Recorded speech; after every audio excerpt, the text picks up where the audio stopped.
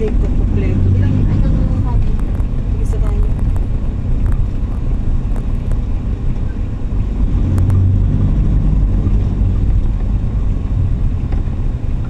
Magdadala pa naman sana si Tita Bibla sa sasakyan.